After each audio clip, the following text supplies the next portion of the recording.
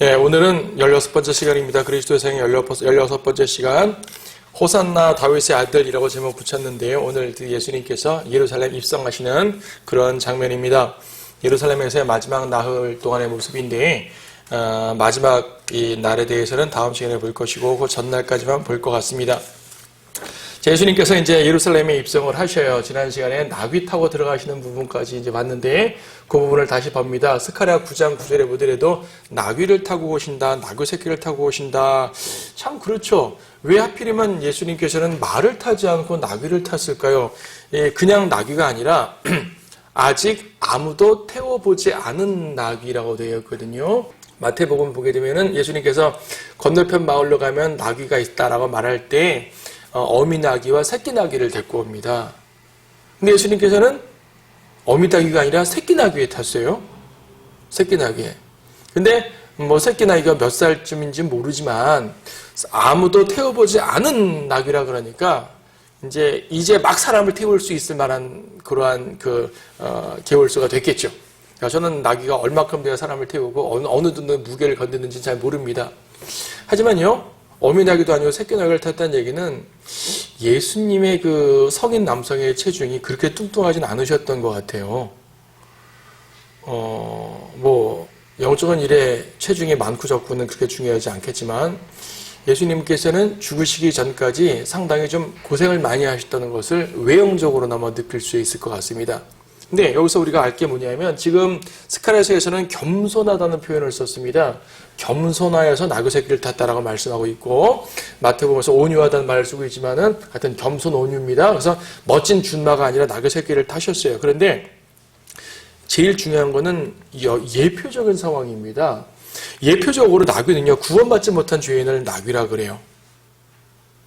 근데 이 구원받지 못한, 상징적으로 구원받지 못한 죄인이 나귀인데요, 그 나귀에 탄 분이 누구냐면은 어린 양이셔요.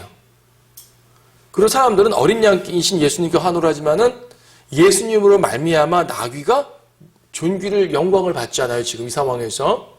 그럼 우리가 이제 나귀 같은 죄인이란 말입니다. 우리가 나귀 같은 죄인인데 우리가 모신 분이 어린 양이신 예수 그리스도란 말이죠. 구세주. 그분으로 말미암아 우리가 영예를 얻게 되는 겁니다. 이 출애굽기 13장 말씀을 잠깐 보시게 되면 출애굽기 13장에서는요, 이제 이 어린 양의 규례를 말하는 내용이거든요. 출애굽기 13장에서 첫 태생은 주님의 것이다. 동물의 첫 태생은 주님의 것이라는 얘기는요, 첫 태생을 희생으로 바치란 말입니다.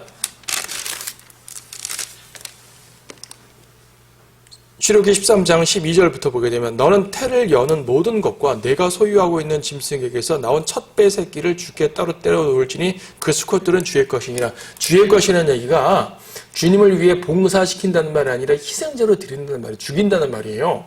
동물들을 말할 때는. 그런데 13절 보니까 나귀의 첫 배 새끼는 대속하라 그래요. 나귀는 첫 태생을 제물로 바치지를 않습니다. 나귀를 제물로 바친다는 말을 못 들었죠. 양이나 소와 염소, 비둘기까지는 제물로 바치지만 나귀는 제물 안 바쳐요. 대속하지 않으려면 목을 꺾으라 그래요. 자, 여기 영적 의미가 달려 있습니다.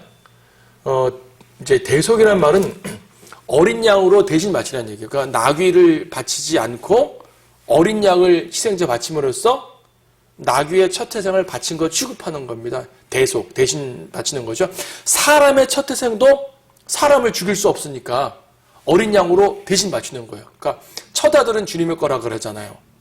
첫 아들을 죽일 수가 없고 양으로 대신 바치면서 주님께 바쳤다고 되는 거란 말입니다. 그걸 대속이라 그래요. 그러니까 나귀는 자기가 바쳐져야 될 텐데 어린 양이 대신 바쳐지는 거고요. 어린 양이 바쳐지지 않으려면 나귀는 죽어야 돼요. 못 꺾게 죽어야 돼요. 우리 죄인의 모습 똑같지 않습니까? 우리는 죄인인데 어린 양께서 대속하시면 사는 거고 어린 양이 대속하지 않으면 멸망하는 거예요. 근데 지금 예수님은 그 나귀에 타셨단 말입니다. 나귀에 타셨어요. 나귀에 탔는데 죽는 거는 나귀가 아니라 어린 양이 죽는단 말이죠. 주님께서 우리를 위해서 죽으신 겁니다. 그러니까 지금 이 장면은 환호의 자리, 많은 사람이 호산나 환호하고 정말 즐거운 자리고, 바리새인들도 자기들의 음모가 이루지 못하는 것처럼 보여가지고 주님께서 승리하는 것처럼 보이는 멋진 위대한 장면, 개선장군 같은 자리인데, 개선장군이면 멋진 말을 탔어야죠. 근데 나귀를 탔고요.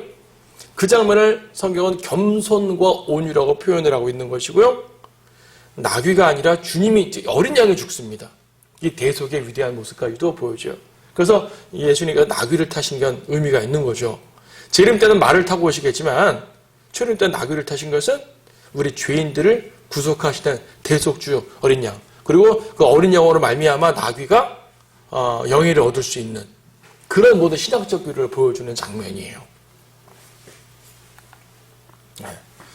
군중들이 환호합니다. 마태복음, 마가복음 다른 데서는 이제 옷과 나뭇가지를, 요한복음 12장에서는 종려가지를 흔들었다 그러죠. 종려나무 알죠? 야자수 같은 거 종려나무라고 하는데, 종려나무를 흔들면서 주님을 맞이했다고 해가지고 요 날을 보통 종려주일이라는 표현을 써요. 종려주일, 보통 교회에서 종려주일이라는 표현을 씁니다. 자, 호산나라고 불렀습니다. 호산나라는 말은 구원이라는 말이에요. 호산나는 말은 구원하소서, 주여 구원하소서, 우리를 구원하소서, 그런 뜻입니다. 구원하소서, 간구하고 기도하는 내용이죠.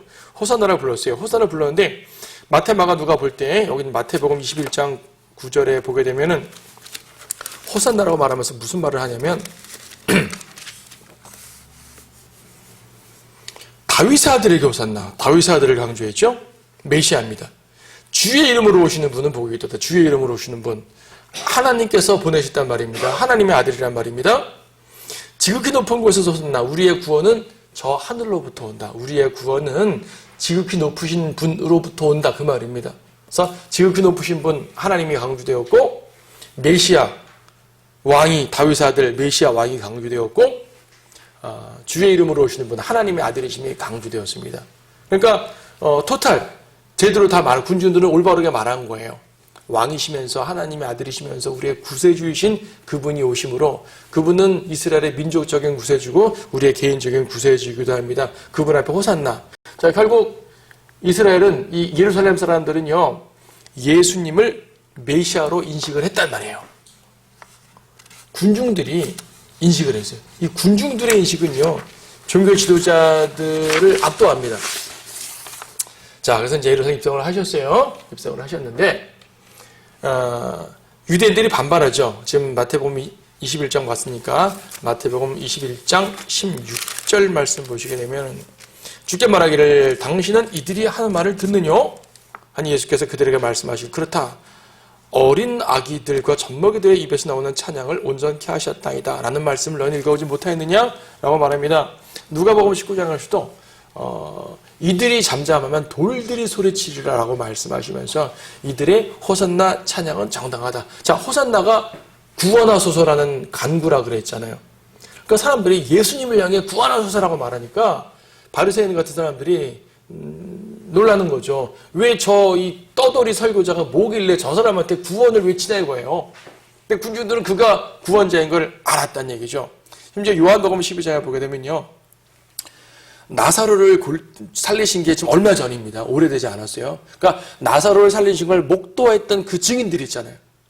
그 사람들이 달려들어서 저분이 바로 그분이야 하면서 예루살렘에 막 소문을 내는 겁니다. 지금 나귀 타고 오시는 저분이 내 친구 나사로를 살리신 그분이야, 나 봤어 하면서 막 소리를 치니까 사람들이 더 정말 그래 하면서 오는 거죠. 그러니까 온 예루살렘이 예수님을 환호하는데 앞장서고, 그러니까 모두가 달려들어서 예수님을 환호했다는 얘기예요. 그런 상황이라는 얘기죠. 다만 유대인 지도자들, 종교 지도자들, 제사장들, 바리새인들, 서기관들, 이런 종교 지도자들만이 반발했죠. 우리는 지난 시간에 얼마 전까지 예수님이 계속 죽음의 위협에 처했다는 것을 봤습니다. 죽음의 위협. 그런데 죽음의 위협을 극복한 거죠. 누가 보더라도 여기 어디에 요한복음 보세요. 요한복음 12장 말씀 보시게 되면 19절. 그러므로 바리새인들이 서로 말하기를 너희가 얼마나 부질없는 짓을 하는지 아느냐? 보라, 세상이 그를 따라가는도다. 자기들이 예수님을 죽이려고 했는데 도저히 죽일 수 없을 것 같단 말입니다. 상황이. 그러니까 승기가 저쪽으로 넘어간 거죠. 야, 우리 도저히 저 사람 못 죽여. 그 말입니다. 그래서요, 이것을, 이제, 왕의 입성, 승리의 입성, 보통, 이제 승리의 입성, 트라이엄프라는 말을 보통 써요. 신학자들이 잘 쓰는 말인데, 승리의 입성이라는 표현을 씁니다. 승리의 입성, 종료주일, 입성, 이런 표현들을 쓰는데, 예수님께서 마지막 예루살렘으로서 멋지게 들어간 장면입니다. 이 장면은요, 주님께서 메시아임을 당당히 드러내신 것이고, 군중들에게도 왕의 환호를 받으신 것이기 때문에, 비록 그분은 죽으러 들어가시는 것이지만은, 이 장면은 승리의 장면이라고 말해요. 그래서 승리의 입성이라는 표현을 쓰는 겁니다. 자, 같은 날입니다. 같은 날 예수님께서 어디로 가시냐면 성전을 둘러보셨어요. 전 마태복음과 마가복음의 기사가 살짝 다른데 내용이 다른 게 아니라 마태복음에서는 날짜에 지나가는 것을 자세히 쓰지 않고 사건만 쭉 썼어요. 그래서 마태복음의 기록에 따르면은 예수님께서 첫째 날 들어가자마자 성전을 청결케 한 것처럼 보이는데 마가복음의 기록에 따르게 되면은 그 날이 두 날로 나누어져 있습니다. 그래서 이제 마가복음에는 첫째 날은 성전을 둘러만 보셨고 둘째 날 성전을 청결케 했다고 표현이 됩니다. 마가복음 11장 보세요. 마가복음 11장 보게 되면은 11장 10절에서 호산나 찬미를 받으셨죠? 11절 예수께서 예루살렘에 오셔서 성전으로 들어가 모든 것을 둘러보시고 나니 저녁 때가 된지라. 성전을 둘러보신 거예요. 둘러보시고 그 다음에 11절 끝에 보니까 저녁 때 베다니로 나갔죠. 12절 보니까 그 다음날 예루살렘으로 들어가셔요. 그리고 19절에 보니까 저녁 때 성읍 밖으로 베다니로 또 나가세요. 20절 보니까 아침에 또 성읍으로 들어가세요. 이런 식으로 좀 마지막 일주일 동안, 일주일도 안 되죠. 저녁 때는 베다니에서 거하시고 아침에 성전으로 들어가는 걸 반복. 그러니까 성전으로 출근하신 거예요, 지금. 쉽게 말하면. 그래서 이제 마태복음에는 성전으로 들어가서 곧바로 성전을 청결케 하는 장면 나오는데 마가복음에서는 그 다음날 청결케 한 거로 나오고 대신 뭘 했냐면요. 첫째 날에는 성전에 들어가셔가지고 이제 치유, 병자들을 치유하는 일들을 행하셨어요. 마태복음 21장 14절 말씀 보시게 되면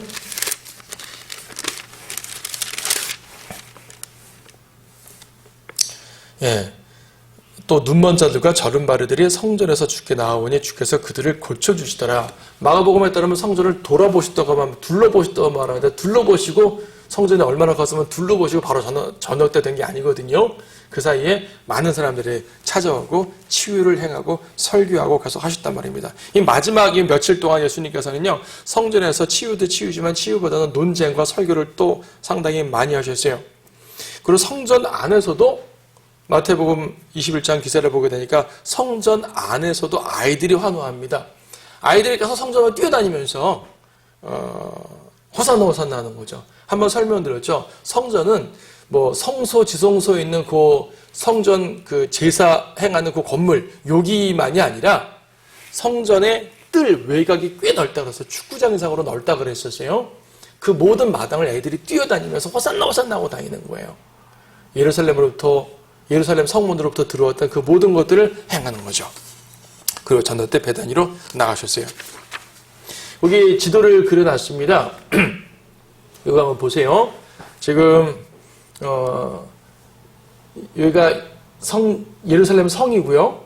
예루살렘 성. 지금은 이 이후에는 성이 이만큼 더 늘어났는데 예수님 시대에는 이만큼이 예루살렘 성곽이었었어요. 골고다의 위치가 성 밖이에요. 성경에 보게 되면 성 밖에서 죽으셨다 그러는데 지금은 이 골고다가 성 안에 들어가 있어요. 네, 예수님 시대는 성 밖이죠. 이쪽을 골고다로 잡는 사람들은 있는데 명확하진 않습니다. 어쨌든 성을 보게 되면 성의 동쪽 부분에 성전이 있습니다. 지금은 모스크가 있는 자리, 황금도 모스크 있는 자리인데 그때는 성전이 있었죠. 성전 자리가 있고요. 성을 나가게 되면 동쪽에 골짜기 아주 거대하진 않다 그랬습니다. 약간의 골짜기가 있고 골짜기를 지나면 올리브산이 꽤 커요. 이만큼 크고요. 올리브산을 끼고 베다니와 벳파게라는 마을이 있죠. 지난 시간에 예수님께서 나귀를 준비할 때 벳파게와 베다니라는 말을 썼는데 베다니가 예수님의 주요 본 거지시고요. 벳파게를 들려서 나귀를 타고 가신 걸로 보여져요. 여기 여리코란 말은 여기 여리코가 있는 게 아니라 이쪽으로 쭉 가면 여리코가 나온단 말입니다. 여리코 가는 길이란 말이고요. 자, 여기가 이제 당시 예루살렘과 올리브산의 모습인데 예수님께서는 베다니에서 벳파게로 가신 거예요. 벳파게로 가셔서 여기서 나귀를 취하시고 벳파게에서 이제 쭉 들어갑니다. 예루살렘으로 가는데요. 그래서 아마도 예수님께서는 성전 안으로 들어간 걸로 여겨집니다. 바로 성전 여기 이 길을 보는 것은 여기가 바로 동문이 있는 자리예요. 여러분 예루살렘 동문이라고 그러죠? 동문. 지금은 동문이 막혀 있어요. 콘크리트로 막혀 있어요. 왜냐하면 동문은 왕이 들어오는 자리거든요. 주님 재림 때 문들아 너희 머리를 들지어다 그러죠. 동문이 콘크리트가 깨지고 주님께서 들어가실 텐데 하여튼 지금은 막혀 있습니다. 아무도 못 들어가게. 자, 저 때는 동문이 있었죠. 황금문이라고도 해요. 동문으로 들어가면 곧바로 성전이 들어갑니다. 그래서 이제 이렇게 갔을 수도 있고 어떤 사람들은 위에 윗길로 들어갔다고도 말하기도 하거든요. 위에 길은 뭐가 있냐면은 양문이 있어요. 양문. 예루살렘에는 문이 꽤 많습니다. 성에는요. 이 양문 옆에 바로 뭐냐면 베데스다가 있어요. 그러니까 양시장, 요한복음 5장 보면 양시장이 있었다 그러죠. 성전에 경배를 드릴 때 모든 사람들이 자기가 키운 양을 드리는 게 아닙니다. 지금 예수님 시대는 유목민 시대가 아니에요. 광야는 유목민 시대니까 자기가 키운 양을 바치는데 이때는 자기가 키운 양이 아니라 멀리서 온 사람은 그냥 와서 양시장에서 양을 사갖고 들어가요. 그런데 양시장에서 사갖고 들어가는 건 좋은데 베데스다 근처에 있는 양시장에서 양을 거래하는 건 잘못이 아닌데 성전 안에서 소와 양과 비둘기를 거래하니까 예수님께서 분노하시고 치신 거예요. 그래서 이제 상황을 보게 되면 첫째 날은 저렇게 성전 동쪽 문으로 곧바로 들어가신 걸로 여겨져요. 그래 호산나 환호가 의미가 있어요. 둘째 날 들어갈 때는 베데스다 쪽으로 들어가셔가지고 여기서 성전 안으로 들어가신 것 같아요. 그래서 거기서 성전 안에서 장사하는 사람들을 내쫓고 소위 말하는 성전 청결이라고 그러죠. 그때 이루어진 것으로 보여집니다. 자, 요 예루살렘 주변 지도를 보게 되면 아마 상황을 좀 이해할 수 있을 것 같습니다. 자, 둘째 날에 행하신 가장 큰 일은 성전 청결입니다. 성전 청결뿐 아니라 올리브산으로 쭉 내려가서 골짜기 내려가면서 성읍 들어가기 전에 예수님이 아침에 글쎄요 베다니에서 아침을 못 드시고 나오셨던 것 같아요. 이날따라 글쎄요 마르다가 아침을 안 차려주셨는지 이날따라 아침을 안 드시고 나오셨어요. 시장하셨나 보죠. 그래서 무화과 나무를 보고 무화과나무 열매를 먹으려고 갔는데 무화과나무가 열매가 없습니다. 마가복음 11장 12절에서 나오죠. 그 다음날 그들이 베다니에서 나왔을 때 주께서 시장하신지라 저쪽에 잎이 있는 한 무화과나무를 보시고 거기서 무엇인가 있을까 하여 가보았으나 잎사귀 위에는 아무것도 찾지 못하셨으니. 그래서 14절 보니까 이후로는 영원히 내게서 아무도 열매를 먹지 못하리라 하면서 저주하셨어요. 저주했어요. 이때는 저주만 하신 거예요. 저주만 하셨고 실제로 무화과나무가 바싹 말라버린 건 그 다음날 발견됩니다. 그 다음날 베드로가 보고 어저께 저주하신 무화과나무가 이렇게 바싹 말랐네요? 라고 말하는 거 다음날이에요. 그럼 둘째 날은 들어가시면서 무화과나무를 지나치는 장면만 나옵니다. 근데 이 입만 무성한 무화과나무라는 얘기는 뭡니까? 자기의로 가득 찬 이스라엘의 모습이죠. 자기의. 스스로 잘난 거예요. 자기들의 종교 행위로 잘난 거죠. 그래서 예수님께서는 영원히 저주하셨습니다. 영원이란 말은요, 회복 불능 상태로 만든 겁니다. 이스라엘이 1948년 독립하기 전까지 19세기 이상 동안 그들이 이렇게 방황하고 나라가 없을 때 어떠한 신학자들도 예루살렘이 회복될 거라고 감히 믿지 못했어요. 예루살렘은 완전히 멸망했고 이스라엘은 완전히 멸망했고 대신 교회가 영적 이스라엘로서 주님의 백성이 될 뿐이다 라고만 다들 해석하고 대부분 그렇게 해석한 거예요. 감히 아무도 이스라엘이 회복될 거라고 믿지 못했어요. 그도 그럴 것이 영원히 열매를 맺지 못한다는 완전한 멸망을 주님께서 선포하셨거든요. 정말로 영원히 회복되지 못할 것 같은 게 이스라엘의 모습이었어요. 1900년 동안. 근데 뒤에 보면 알지만은 그 무화과 나무에서 싹이 나고 연한 잎이 나면서 그들이 회복한다는 기적적인 주님의 재림에 시간표가 돌린다는 말씀을 하잖아요. 주님의 재림은 그야말로 인간의 노력을 할 수 없는 주님만이 직접 할 수 있는 기적적인 장면입니다. 바로 그것을 이루기 위해서 무화과 나무를 저주시킨 거예요. 이스라엘을 향한 모습. 단지 금년, 내년에 열매를 얻지 못한다는 말이 아니라 영원히 열매를 맺지 못한다고 말할 정도로 회복불능 상태가 되었어요. 비슷한 상황도 있죠. 에스겔에 보게 되면은 마른 뼈들의 골짜기. 그냥 죽은 시체들의 골짜기가 아니라 마른 뼈들. 도저히 회복불능 상태. 회복불능 상태를 주님께서 하신다. 그것을 보여주시기 위한 겁니다. 자, 성전을 청결케 하십니다. 성전 청결케 하시는데 마태, 마가, 누가복음 모두 나오는 내용이죠. 이사야에서는 기도하는 집이라고 말씀하셨습니다. 예수님께서도 기도하는 집을 이렇게 더럽히면 되겠냐? 강도들의 소굴로 만들었다라고 책망을 하셨죠. 강도들의 속을. 요한복음 2장에서는 예수님께서 사역 초기에 성전을 청결한 장면이 한 번 있었죠. 그렇게 예수님의 생애 중 총 2번, 사역 초기와 사역 후반부 2번에 걸쳐서 성전을 청결케 한 장면 나오는데 초기 사역 때는 성전을 헐라 3일 만에 세운다 이런 말씀도 하셨었고 여기서는 단지 기도하는 집을 강도들의 소굴로 만들었다. 자, 만민이 기도하는 집이래요. 모든 민족이 기도하는 집이래요. 주님께서 재림하셔서 이루실 그 성전은요. 이스라엘 사람들에게만 국한되지 않고 모든 민족들이 모여서 기도하고 경배드릴 수 있는 그런 곳입니다. 이미 주님께서는 모든 민족이 경배할 수 있는 그러한 모습을 신약시대에 이루어 놓으셨습니다. 우리 속에 거하시고 계시는 거죠. 자, 바리새인들, 사두개인들, 종교 지도자들이 예수님을 죽일 기회를 찾습니다. 마가복음 11장 17절, 18절 서기관들과 선임제사장들이 서기관은 바리새인을 말하고 선임제사장은 사두개인을 말합니다. 그 말을 듣고 어떻게 그를 죽일까 하고 기회를 엿보더라. 그들이 주를 두려워함은 모든 백성이 주의 교리에 놀랐기 때문이라. 백성들을 두려워 삼부로 죽이지 못하지만 지금 죽일 기회를 계속 찾고 있는 거죠. 아직은 어찌하지 못합니다. 그리고 저녁 때 다시 베다니로 나가셨어요. 가셨어요. 네. 그 다음 날, 자, 셋째 날입니다. 예수님께서 마지막 예루살렘으로 들어가시는 셋째 날. 요 셋째 날이 상당히 내용이 많아요. 좀 첫째 날, 둘째 날은 성전을 돌아보셨다, 사람들을 치유하셨다, 성전을 청결케 하셨다, 뭐 그 정도인데 이 셋째 날에는 상당히 내용이 많습니다. 이 하루 24시간 동안 너무나 많은 일이 펼쳐지는 거죠. 자, 어떤 일이 있었냐면은 일단 성전으로 가시는 길에 전날 무화과 나무를 저주한 것이 이제 말라진 게 보인 거예요. 그러니까 첫째 날은, 그러니까 이제 그 전날은 저주하실 당시에는 아직 이파리도 붙어 있고 아직은 살아 있을 거 아니에요. 그러니까 뿌리는 말라버렸지만 아직은 이 나무 줄기는 있을 거 아니겠어요. 근데 그 다음 날 보니까 완전히 없어져 버렸다는 얘기죠. 황폐해져 버렸다는 얘기죠. 예수님께서는 이 상황에서 믿음의 기도를 강조하십니다. 23절에서 이런 걸 놀라지 말라. 정말 놀랄 것은 이 산더러 바다에 빠지라 하도 될 정도의 일이 벌어질 것이다. 근데 너희가 믿으면 이란 말합니다. 믿음의 기도. 믿음의 기도를 강조하셨어요. 믿음의 기도.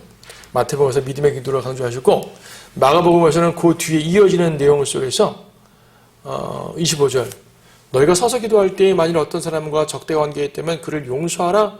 그러면 하늘에 계신 너희 아버지께서도 너희 허물을 용서하시리라. 이것은 마태복음 6장에 있는 주기도문, 소위 말하는 주기도문, 거기의 내용과 연관되네요. 같은 말입니다. 그러니까 주님은 같은 메시지를 여러 번 하신 거죠. 자, 산을 움직일 수 있는 믿음의 기도도 강조되지만 또한 기도에 앞서 화해와 용서가 필요하다라는 말씀도 해주셨습니다. 이렇게 대화하면서 성전에 들어간 거예요. 대화하면서 예루살렘 들어가시고 성전에 들어가십니다. 자, 성전에서 이제 가르치시고 논쟁하는 여러 가지 사건들이 나오죠. 먼저 나온 사건이 뭐냐면 요한의 침례에 대한 바리새인들의 질문입니다. 요한의 침례에 대해서 질문을 하셨습니다. 제사 27절에 보니까 선임 제사장들과 서기관들과 장로들이 모였어요. 유대인 종교 지도들이 다 모여가지고 예수님께 묻습니다. 당신 무슨 권세로 이 일을 합니까? 도대체 어떤 권세를 받았기 때문에 이 일을 합니까? 권위의 문제. 예수님께서 말씀하시죠. 권위의 문제? 오케이. 너희가 잘 말했어. 권위 잘 말했어. 그런데 하나 질문할게. 요한의 침례가 하늘로부터 온 거냐? 사람에게로부터 온 거냐? 이들은 딜레마에 빠졌습니다. 이 사람들은 사람으로부터 왔다고 말하고 싶어요, 사실은. 그런데 사람으로부터라고 말하게 되면은 백성들이 요한을 선지자로 여기고 있기 때문에 백성들이 두렵고, 그것도 하늘로부터 왔다라고 말하면 그럼 너희는 어찌 믿지 않았느냐라고 말씀하실 거고, 그래서 그들이 할 수 있는 거는 우리가 대답하지 않겠습니다. 그래? 나도 대답하지 않을게. 자, 권위의 문제죠. 권위의 문제. 요한의 침례가 하늘로부터 온 것이라면 예수님의 권위는 더욱더 하늘로부터 온 것이죠. 그들은 아무 말도 하지 못합니다. 자, 그 다음에 또 어떤 논쟁을 합니까? 예수님께서는 논쟁이 아니라 그들의 질문을 계기로 몇 마디 더 해주시는 거예요. 몇 마디 더 해주십니다. 자, 마태복음으로 가서 설명드릴게요. 이제는 마태복음이 설명을 좀 자세하게 하고 있습니다. 이 부분에 대해서는. 요한의 침례에 대해서 말씀하신 다음에 주님께서 말씀하시는 것은 두 아들의 비유입니다. 마태복음 21장 28절부터죠. 두 아들의 비유. 요거는 개역성경이 순서를 바꿔버렸어요. 첫째 아들과 둘째 아들 순서를 바꿔버렸습니다. 원래 성경에는, 바른 성경에는 첫째에게 아들아 포도원 가서 일하라 했더니 아들이 안 갑니다 했다가 나중에 뉘우치고 갔어요. 그렇죠? 가서 일하라. 안 갈게요. 나중에 뉘우쳐 왔어요. 둘째에게, 그러니까 이제 첫째가 안 간다 그러니까 둘째에게 말했겠죠. 너 가서 일하라. 예, 갈게요. 하고 나중에 안 갑니다. 둘 중에 누가 의로운 사람이에요? 첫째가 의롭죠. 비록 처음엔 거절했지만 나중에 회개했으니까. 자, 여기서 첫째 아들이 누구고 둘째 아들이 누구냐에 대해서 많은 신학자들이 이제 예표 등등 하면서 따지는 거예요. 아, 첫째는 이스라엘이다. 이스라엘이 배교해서 이방인이 구원받는 거다. 둘째는 이방인이다. 이런 식으로. 왜냐하면 이스라엘이 첫 태생이라는 말을 하니까 성경에. 다양한 묘사를 하는데 예수님께서는 그러한 그들의 모든 신학적 논쟁을 다 종결시키시고 본문에서 답을 말씀해 주십니다. 본문에서 답을 말씀해 주시는 것이 뭐냐면 31절부터 그중 누가 아버지의 뜻을 행했냐? 첫째입니다. 오케이, 첫째다. 하면서 뭐라고 말씀하시냐면 31절 뒷부분에 진실로 내가 너에게 말하노니 세리들과 창녀들이 너희들보다 먼저 하나님 나라에 들어간다.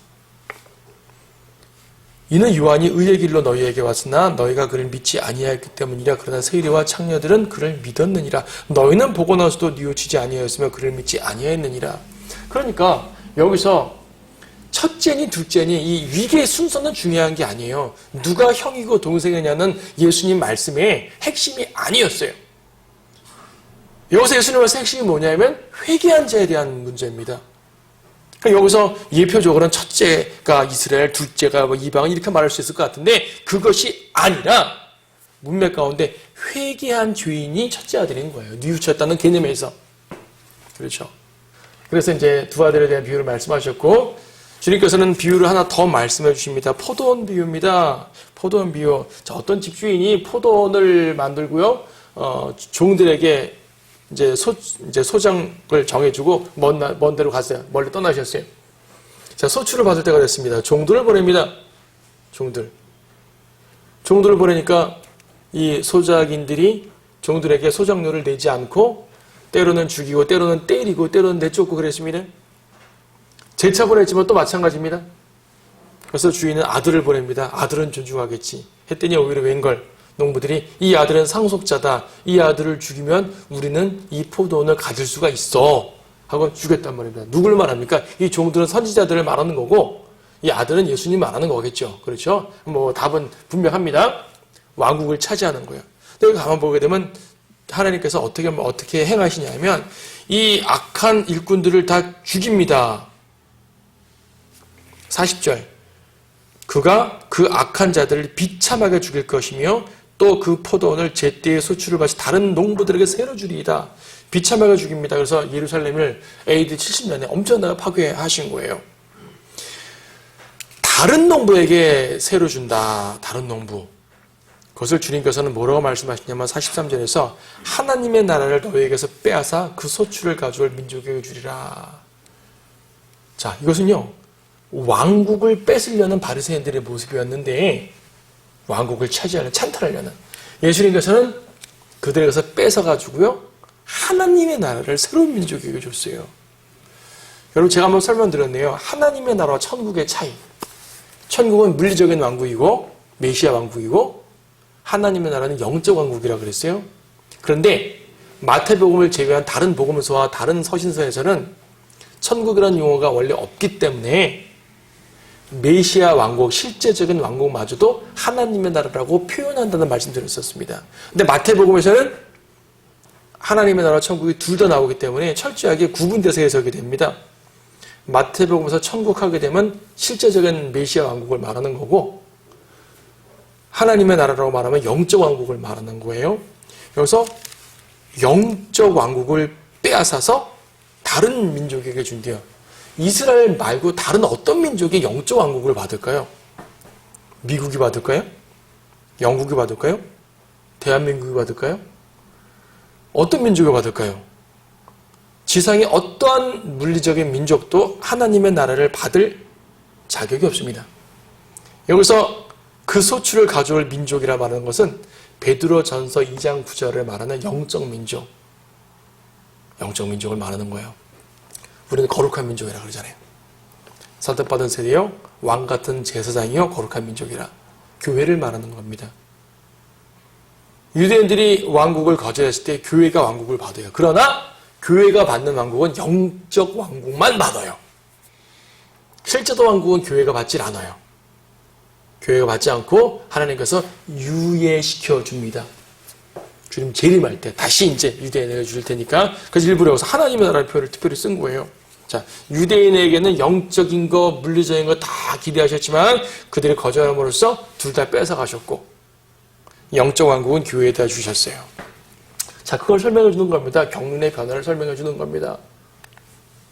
또 어떤 일이 벌어졌냐면 22장에서는 예수님이 비유를 또 하나 말씀하셨네요. 왕의 아들의 혼인잔치. 왕의 아들이요. 왕이요. 아들을 혼인시키면서 초대합니다. 안 와요, 아무도. 한 번 더 초대합니다. 안 와요. 안 올 뿐 아니라 그냥 자기 할 일 하러 가버리는 거죠. 그러니까 두 번씩이나 초대했지만 거절했던 사람들에게 왕은 22장 7절 분노하여서 자기 군대를 보내 그 살인자들을 죽이고 그들의 성읍을 불살라버리더라. 예루살렘이 멸망하는 걸 말해요. 그리고 또 초대하는 거, 세 번째 초대. 이번에 초대는 원래 초대받은 백성이 아니라 9절에 대로로 나가서 사람들을 만나는 대로 전부 혼인식에 청해오라. 불청객들을 초대하는 겁니다. 원래 백성들이 아니라 다른 사람들을 초대하는 거예요. 선하든지 악하든지 모두 초대하라. 10절. 악하거나 선하거나 무조건 데려오라. 근데 결격 사유가 있죠. 11절 11절에 보니까 예복을 입지 않은 사람은 쫓겨나요. 그러니까 하나님의 잔치에 오는 거 원래 유대인들은 거절했기 때문에 밀려났어요. 원래 하나님 백성이 아닌 이방인들에게 초대했습니다. 이때는 선하든 악하든 관계없어요. 그들의 도덕성, 그들의 인격, 그들의 모든 이게 경제적, 정치적, 사회적 지위 다 무시하고 무조건 다 초대합니다. 누구나 올 수 있어요. 바리새인도, 세리도, 창녀도, 어떤 죄인도, 술주정뱅이도 누구나 올 수 있어요. 단 하나, 예복만 입으면 돼요. 예복을 안 입네요? 그러면 선하든 악하든 그 사람은 거절. 예복을 입으면은 선하든 악하든 다 받아줘야. 이 예복은 뭡니까? 예수님의 의죠. 예수님의 의를 받게 되면 그 사람의 원래 상태에 관계없이 구원받습니다. 예수님의 의를 거절하게 되면 그 사람의 원래 상태에 관계없이 거절됩니다. 그래서 이제 이 비유는 두 가지로 적용되는데 영적인 적용으로 제가 지금 말씀드린 것처럼 어린 양이 예복을 입은 모든 사람들이 구원받는 걸 의미할 수가 있고 또 교리적으로 특별한 적용은요. 예복을 준비 못하면 구원을 잃어버리는 환난 성도에게도 적용될 수 있는데 이 부분은 좀 이렇게 자세한 설명이 돼야 되니까 이거는 마태복음이나 다른 시간을 통해서 할 수 있도록 넘기도록 하겠습니다. 어쨌든 혼인잔치의 비유를 말씀하셨고 이게 다 둘째 날 하루 동안에 있었던 일입니다. 그 다음 사건은 세금 문제예요. 세금 문제로 질문을 하죠. 마태복음 22장 15절 보니까 바리새인들이 예수님은 어떻게 하면 올감이 쉬울까? 이번엔 헤롯당원들을 같이 가네요. 바리새인들은 참 이상해요. 어떨 땐 자기들끼리 가서 예수님 시험하고, 어떨 때는 사두개인들을 데리고 와서 시험하고, 어떨 때는 헤롯당원들을 데리고 와서 시험하고. 특히 세금 문제에 있어서 바리새인들은 로마 당국에 세금을 안 냈으면 좋겠다는 사람들이 바리새인들이고요. 헤롯당원들은 당연히 세금을 내야 된다는 사람들입니다. 자, 세금 문제에 대해서 예수님을 걸고 넘어질로 데려갔습니다. 뭐라 그러십니까? 예수님께 딱 하신 말씀이 있습니다. 세금, 카이사에게 세금을 내야 됩니까? 안 해야 됩니까? 이거는 누구 편을 들란 말이에요. 바리새인과 헤롯당원이 딱 둘이 같이 있어서 예수님, 당신 누구 편 들을래요? 하는 거죠. 예수님은 누구의 편도 들지 않으셨죠. 동전을 보여봐라. 카이사가 써있지. 자, 카이사의 것은 카이사에게, 하나님의 것은 하나님께 바쳐라. 무슨 말입니까? 하나님의 것과 세상 것을 구분하고, 하나님의 것을 하나님 일을 하면서 세상 것을 하지 말고, 세상 일을 하면서 하나님 거라고 가짜 취급하지 말고 구별하라는 말씀이죠. 더욱이 그리스도인들도 나는 하나님 백성이니까 세상에 세금 안 내 그러지 말고 할 건 해라 그 말입니다. 세상에 대한 의무사항도 말하는 거죠. 자, 그 다음에는 사두개인들이 몰려옵니다. 부활에 대한 질문을 하죠. 23절부터죠. 사두개인들은 부활이 없다고 믿으니까. 자, 고대의 수혼제도란 말이죠. 수혼이란 말이 뭐냐면 형이 자식을 낳지 못하고 죽게 되면 동생이 형수랑 결혼을 해서 자식을 낳는 겁니다. 이 경우 첫 번째 낳은 자식은 형의 이름으로 유업을 잇게 되는 거고, 두 번째 아들부터 내 아들이 되는 거예요. 근데 둘째도 자식을 못 낳고 죽으면 셋째가 형수를 이제 결혼합니다. 근데 첫 번째 아들은 큰 형을 위한 아들이 되고 유업을 이어받고, 둘째 아들은 둘째 형을 위한 유업을 받아야 되고, 셋째 아들부터 내 유업을 이어받아야 되는 거예요. 자, 이게 율법에 나와 있는 규례지만 사두개인들이 예를 든 것은 7명의 형제까지 말했습니다. 이런 예가 있을까요? 이거는 가상의 예겠죠. 뭐 글쎄 몇천 년 동안 이런 예가 한 번쯤 있을 수도 있겠지만, 이거는 일어나는 일이 아니라 가상의 상황을 말하는 것으로서 부활 때 이 여인은 누구의 아내가 됩니까? 이게 말이 안 되죠? 그러니까 부활이 없는 거 아닙니까? 이걸 말하고 싶은 거죠. 주님께서는 수혼제도나 이런 결혼제도는 이 땅에서 있는 일이지 하늘에서 있는 일이 아니거든요. 주님께서 말씀하시면 너희는 성경도 하나님의 일로 또 모름으로 오해하고 있다. 부활 때에는 30절 그들은 장가도 지집도 가지 아니하고 하늘에 있는 하나님의 천사들과 같으니라. 천사들과 같기 때문에 결혼하지 않는다. 자, 부활의 몸을 말합니다. 우리가 부활의 몸은 천사와 같은 몸입니다. 우리가 천사가 된다는 말이 아니라 천사와 같은 천상의 몸을 입는단 말이에요. 고린도전서 15장에서는 땅에 속한 몸과 하늘에 속한 몸을 비교했죠. 천상의 몸, 땅에 속한 몸. 요한일서 3장에서는 예수님 같은 모습으로 변한다 그래요. 예수님도 천상에 속한 몸이니까.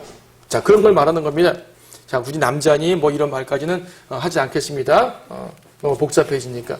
어쨌든 여기서 말씀하시는 것은 예수님께서는 아브라함 하나님, 이삭의 하나님, 야곱의 하나님, 단순한 조상들의 하나님이란 말이 아니라 산자의 하나님입니다. 아브라함, 이삭, 야곱이 죽어버리고 끝나는 거라면 그들의 하나님이니까 무슨 요인이 있느냐?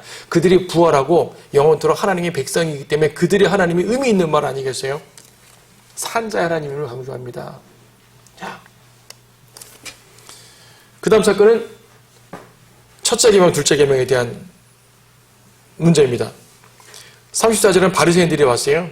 사두개인들을 잠잠케 만드셨다는 말을 듣고 선생님 말씀 잘하셨습니다 하면서 질문합니다. 율법 중에서 어느 계명이 큽니까? 예수님께서는 첫째는 하나님 사랑, 둘째는 이웃 사랑이라는 말을 하셨어요. 이 내용은 이런 비슷한 내용은 앞에서도 몇 번 있었죠. 몇 번 사람들이 와가지고 첫째 계명, 둘째 계명을 주님 설명해 준 적이 있습니다. 자, 이 설명을 하신 다음에 마가복음에서는 이렇게 말한 사람이 예수님께 칭찬을 받아요. 예수님께서 옳게 말씀하셨군요. 그래, 너도 하나님 나라에서 멀지 않도다. 이 율법사는 처음에 시험하려고 왔다 할지라도 예수님의 이 말씀에 동의하고 율법의 모든 것들을 이해한 것 같습니다. 하지만 그가 정말 구원받았냐는 또 별도 차원이죠.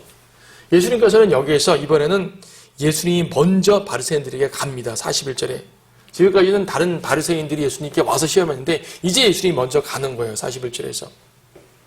예수님이 먼저 질문하죠. 너희들은 그리스도가 누구의 아들인 것 같아? 하면 딱 떠오르는 답이 뭡니까?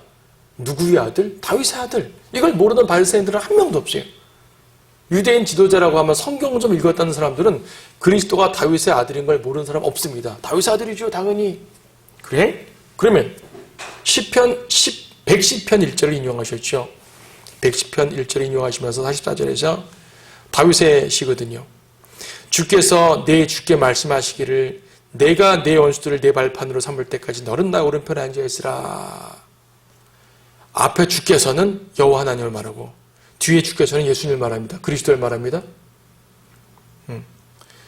근데 내 주께, 그리스도를 다윗이 내 주께라고 표현했잖아요. 내 주. 다윗이 자기의 후손인 그리스도를 내 주라고 표현했어요. 그게 무슨 말입니까? 아니, 다윗이 그리스도가 그냥 다윗의 아들이기만 한다면 어떻게 다윗이 그를 주라고 부르겠냐 그 말입니다. 그건 무슨 말이에요? 예수님이 그러면 그리스도가 다윗의 아들임을 부정한다는 말입니까? 아니요, 부정한다는 말이 아닙니다. 부정한 것이 아니라 다윗의 아들을 한 단계 넘는 분이라는 얘기죠. 한 단계 넘는 분. 하나님의 아들이란 말입니다. 하나님 아들. 다윗이 주라고 불렀으니까 다윗의 아들을 뛰어넘은 하나님의 아들이다. 이 말은 뭐냐면 바로 내가 메시아야. 바로 내가 다윗의 아들이야. 바로 내가 하나님의 아들이야. 그 말입니다. 그러니까 지금 예수님께서는 죽음을 직전에 두고 바리새인들과 혹은 모든 대중들에게 자신에 대해서 가감없이 다 말씀하시는 거예요. 군중들은 받아들이고 이들은 거절하는 거죠. 자, 이어서 마태복음 23장 전체가 바리새인들과 서기관들, 뭐 사두개인도 있고 헤롯당어도 여러 종류가 있지만 대표적인 사람들이 바리새인과 서기관들이니까 그들에 대해서 가장 악한 자들이죠. 천국을 가로막고 이제 예수님의 왕을 찬탄하는 사람들입니다. 이들에 대한 책망이 지금 꽤 길게 나오는데요. 이것은 지금 다루지 않습니다. 이것을 지금 다루려면 한이 없고요. 상당한 주제가 될 것입니다. 예수님의 행적을 간단히 보는 장면이니까 이렇게 넘어갑니다. 그리고 마지막으로 요한복음 12장 부분에서 예수님이 성전에서 자신의 하나님의 아들이심을 여러 번 강조하는 장면으로서 마무리가 됩니다. 그날의 사건은 마무리가 됩니다. 요한복음 12장에서는요. 어디에요? 12장 20절부터죠. 명절에, 즉 6월절 명절에 헬라인들도 우리도 예수님 만나보고 싶습니다. 그래서 빌립에게 예수님을 만날 수 있도록 주선해 주십시오. 글쎄요. 주선이 되어서 예수님을 만났는지 안 만났는지 나오질 않아요. 지금 성경 본문에서는 결국 만났느냐 안 만났느냐는 핵심이 아니에요. 그건 침묵하십니다. 만났을 수도 있고 만나지 않으실 수도 있어요. 성경은 그 내용은 말씀하지 않고 오히려 예수님께서는 23절부터 인자가 영광받을 시간에 다가왔도다라고 말하면서 내 생애가 끝난다 그 말입니다. 여기서 영광받는다는 말은요. 죽음을 통해 영광을 받으시는 거예요. 죽음을 통해 영광을 받으신 것 동시에 또 아버지께 영광을 끼치는 거죠. 죽음을 통해 열매를 맺습니다. 그래서 한 알의 미래를 땅에 떨어지면 이런 비유도 말씀하시는데 죽음을 통해 열매를 맺고 또 아버지께 영광을 돌린다는 말씀입니다. 28절에서는 하늘에서 음성이 들려왔어요. 예수님 생애에 하늘에서 음성이 들린 건 3번 있었습니다. 침례받을 때 이는 내 사랑하는 아들이요. 변형산에서도 같은 하늘에서 음성 나왔고 또 주님의 사역의 마지막 부분에 하늘에서 또 한 번 음성이 나왔습니다. 28절 내가 그 이름을 영화롭게 하였고 또다시 영화롭게 하리라. 비록 십자가에서 예수님께서는 아버지여 왜 나를 버리셨나이까 하나님이 버리셨나이까 라고 저주받은 모습을 말했지만 하나님으로서는 절대 버리시지 않으신 거죠. 우리의 죄를 구속하시기 위한 희생으로서 이제 취급하신 것이지 하나님께는 아버지께는 그분은 항상 영광스러운 아들이었던 것입니다. 그래서 예수님께서는 마지막으로 가서 무리들에게 말하면서 이제 자신의 하나님의 아들 되심을 계속 설명하는 거예요. 나를 믿으라는 거죠. 그래서 예수님이 다음 순간 카야파에게 잡혀갔을 때 혹은 빌라도에게 잡혀갔을 때도 사람들이 물을 때마다 내가 그리스도냐? 그러니까 예수님이 내가 이미 다 말했잖아 하신 게 바로 이때 설교 드린 거예요. 예수님 마지막 이 예루살렘에서 나흘 동안 아침마다 성전에 출근하시면서 성전에 사람들 가르치시고 종교 지도자들과 논쟁하시고 하는 모든 과정 속에서 주님이 하시고자 하는 말은 단 하나요. 내가 바로 메시아다. 내가 바로 하나님의 아들이다. 내가 바로 다윗의 아들이다. 나를 믿어라. 그럼 구원받는다. 나는 이제 죽는다. 너희를 위해 죽는 거야. 근데 내가 죽어야 너희를 구원할 수 있어. 이것을 지금 다양한 각도로 계속 말씀하시는 거예요. 이것을 받아들이는 사람은 구원이요, 받지 못하면 구원을 못 받는 거죠. 제자들은 이 모습을 가만 보면서 예수님께서 이제 호산나 환호를 받으며 들어가고 바리새인들이 예수님을 감히 잡지 못하는 이런 모습들을 보면서 야, 예수님 죽긴 뭘 죽어. 에이, 안 죽을 것 같은데?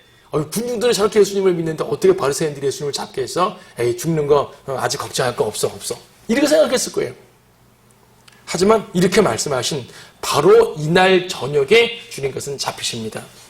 자, 오늘은 여기까지 보겠지만요.